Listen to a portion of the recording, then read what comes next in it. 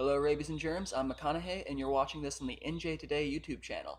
In this video, I will be giving my short thoughts on the horror video game Knock Knock. Knock Knock is a horror video game created by an indie development company from Russia called Ice Pick Lodge, previously known for experiences like Pathologic, Turger, and Cargo: The Quest for Gravity. Knock Knock is the first video game from Ice Pick Lodge to be released on consoles, purchasable for $6.99 on the PlayStation 4 and Xbox One. I bought the video game expecting a small, but enjoyable experience, enticed predominantly by the aesthetically appeasing visuals that reminded me of the Flash animation seen with YouTube series like Salad Fingers. Knock Knock has a very basic premise. You play as a lodger who you discover more about as it continues, turning off lights and vanquishing the vile creatures after you. The lodger can best be described as a reclusive, isolated individual that uses the cabin in the woods as a laboratory and as a home. In the night, the lodger is tormented by unwanted guests that wander through the dark rooms, leaving him unsure if they are real or figments of his own insomnia-induced imagination. As I said, the visuals are appealing, with lighting and background sound making for an eerie atmosphere. It's unfortunate that it ends there, however. The gameplay is ho-hum and dull, with no real challenge to speak of whatsoever.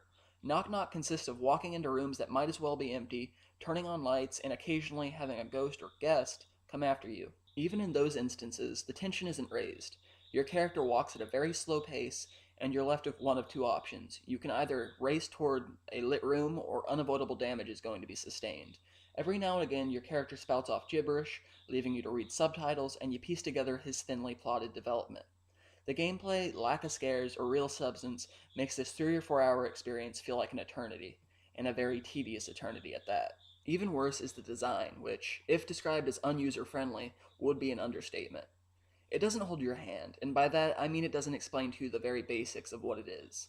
This fact is never more pivotal to its detriment than about midway through. A strange decreasing measurement bar appears on the screen, but it's never hinted to or explained what it actually represents. I never had even the faintest idea, simply ignoring it at the time and carrying on. As it turns out, if that bar runs out, you'll receive a game over, will not be able to finish the game, and there's nothing you can do about it. In other words, Knock Knock is nothing that I can recommend. The graphics and sound imply that Ice Pick Lodge might have a better future for itself later, but this video game is one I'd recommend staying away from full-heartedly. Thanks for watching this video, and let me know what you think in the comments. Was I too harsh with my criticisms? Is there more under the surface that I perhaps didn't give justice to?